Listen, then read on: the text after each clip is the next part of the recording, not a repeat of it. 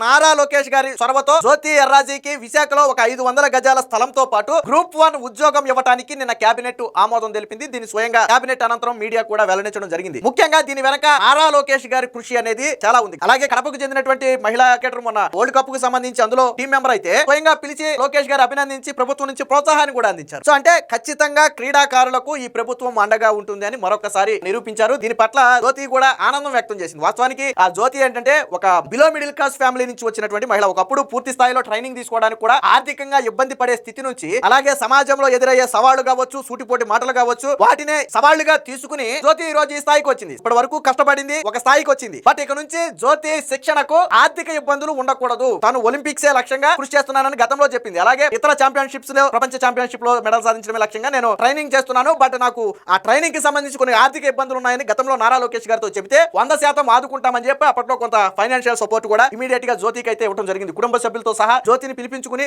లోకేష్ గారు మాట్లాడటం జరిగింది. సరిగ్గా హామీ ఇచ్చిన గట్టిగా 3 నెలలు తిరగక ముందే ఈ రోజు కేబినెట్ లో జ్యోతికి గ్రూప్ 1 స్థాయి